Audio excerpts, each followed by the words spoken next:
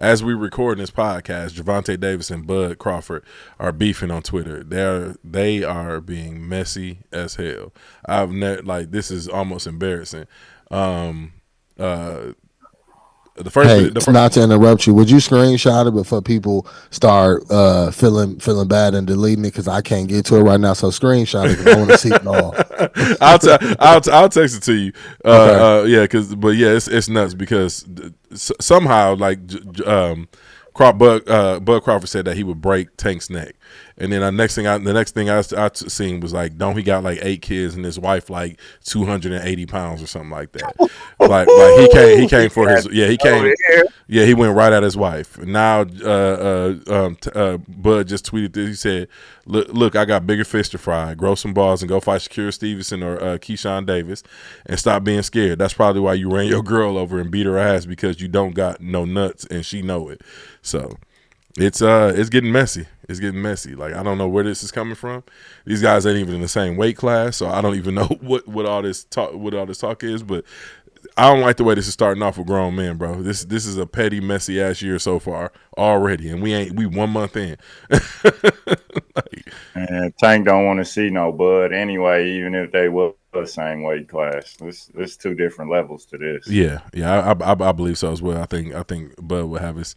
It'll be a long day for Tank, and I love Gervonta Davis. I think he's pound for pound one of the greatest fighters I've ever seen. Yeah, he don't want no Bud action because Bud might, if he pound for pound one of the greatest, then that's gonna make Bud the greatest. Yeah. That part. I'm a name drop. So I first came to Nebraska in 2005.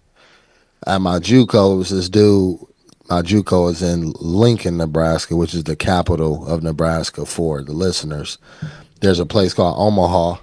Yes, the one in Belly. That's about 50 miles away. Well, one of my teammates was from Omaha by the name of Richard Webb. He's now the CEO of the Boys and Girls Club. Anyhow, back in '05, his best friend is actually Bud Crawford. And back in '05, he was telling us, man, my boy, the best fighter in the world. And this before he's huge. That's 20 years ago. Bud been kicking ass for a long time. And he's from Omaha for all intents and purposes. Omaha is like ghetto hood, like like most of our environments that we come from, right? The Milwaukee's, the whatever, the Dallases of the world. But no, he really liked that. He really liked that solid dude. I wonder what triggered or inspired Tank to go at him, but Tank has been known to kind of be a bully, you know.